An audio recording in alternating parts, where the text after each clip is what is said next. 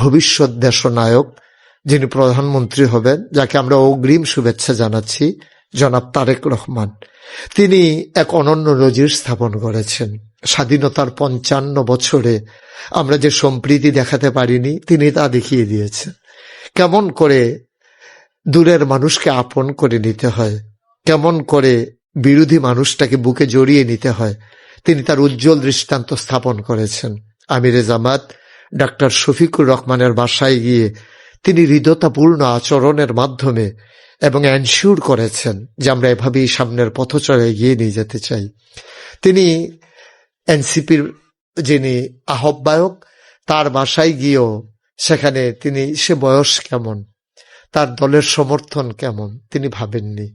তিনি ভেবেছেন যাদের ব্যক্তির বিনিময়ে, যারা আহত হওয়ার বিনিময়ে আমরা বুক ভরে নিঃশ্বাস নিচ্ছি ফেসিবাদ মুক্ত বাংলাদেশে, তাকেও জড়িয়ে ধরেছেন, তার বাসায় পৌঁছে গিয়েছেন। এক অনন্য নজির, এক অনন্য উচ্চতায় তার আসন গেড়ে নিলেন তারেক রহমান। আমরা এমন বাংলাদেশই তো দেখতে চেয়েছিলাম।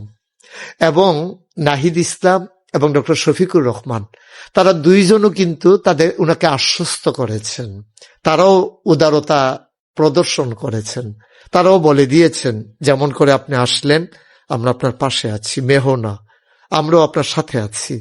চারটিখানি কথা না, এটা আমরা একটা উজ্জ্বল ভবিষ্যৎ দেখতে পাচ্ছি। আমরা দেখতে পাচ্ছি পূব আকাশে সূর্যটা যেমন উকি মারে সোনালি রোদ দিয়ে, আমরা নির্বাচনের পরবর্তীতে আমরা দেখতে পাচ্ছি আমাদের সুখের সমৃদ্ধির সূর্যটা যেন উকি মেরেছে পূর্ব আকাশে। আর এই উকি মারানোর জন্য অগ্রণী ভূমিকা পালন করছেন জনাব তারেক রহমান। আমরা সাধুবাদ জানাই, আমরা মুবারকবাদ জানাই।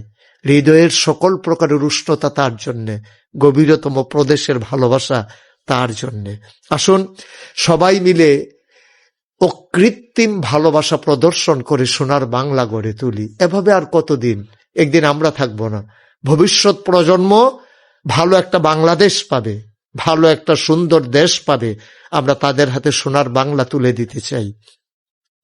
আর নয় সহিংসতা, আর নয় বিচ্ছিন্ন কোনো এই ঝগড়া বিবাদ। সকল কিছু থেকে আমরা ভাই ভাই ঠাই ঠাই হয়ে একসাথে মিলেমিশে চলতে চাই। লাগাম টানতে হবে, আর তা করতে হবে ঊর্ধ্বতন নেতৃবৃন্দকে। এটা একটা পদক্ষেপ। এই পদক্ষেপের মাধ্যমে একেবারে তৃণমূল পর্যায়ে মেসেজ পৌঁছে গেছে, ছাড় দেওয়া হবে না, ছাড় দেওয়া হবে না কোনোভাবেই। আমরা সবসময় দেখি সূর্যের চাইতে বালুর তাপ বেশি থাকে। যারা ঊর্ধ্বতন নেতৃবৃন্দ তারা একজন আরেকজনের বাসায় যায়, আর আমরা একজন আরেকজনের বাড়িতে গিয়ে হুমকি দেই, আগুন জ্বালিয়ে দেই, আঘাত করতে চাই। আপনি কি মনে করেছেন পার পেয়ে যাবেন? আপনার নামও তালিকায় চলে আসছে।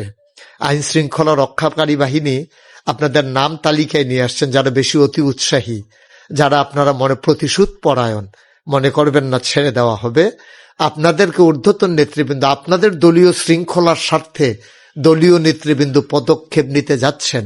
ইতিমধ্যে আমরা এক জায়গায় সোশ্যাল মিডিয়া সুবাদে জানলাম যে একজন এমপি মহোদয় তিনি তার এলাকার 4 জন চাঁদাবাজকে ইতিমধ্যে পুলিশের হাতে সোপর্দ করেছেন। সুতরাং আমরা আগামীর বাংলাদেশ, সুন্দর বাংলাদেশ দেখতে পাচ্ছি, চাঁদা মুক্ত, সন্ত্রাস মুক্ত, রাহাজানি মুক্ত বাংলাদেশ।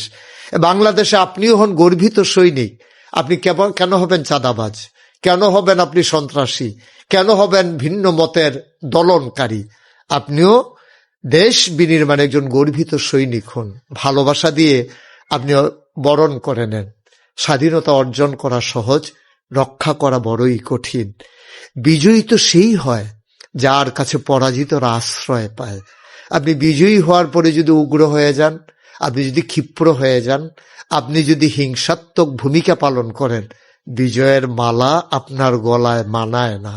সুতরাং বিজয়ের গলা যেহেতু আপনার মালায় আল্লাহ দিয়েছেন, আপনি দল মত নির্বিশেষে এখন আপনি সবার নেতা, সবার নেতা হিসেবেই আপনি ভূমিকা পালন করবেন। এ প্রত্যাশা আমরা সকল বিজয়ী নেতার মুখে শুনতে পাচ্ছি।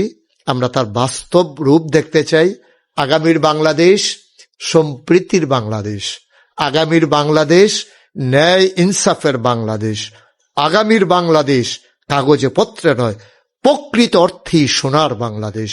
সোনার বাংলাদেশ বিনির্মাণে আমরা এক একজন অতন্ত্র প্রহরী হয়ে নজরানা পেশ করতে চাই। সবার জন্য দোয়া করি, সবার কাছে দোয়া চাই। আসসালামু আলাইকুম ওয়া রাহমাতুল্লাহি ওয়া বারাকাতুহু।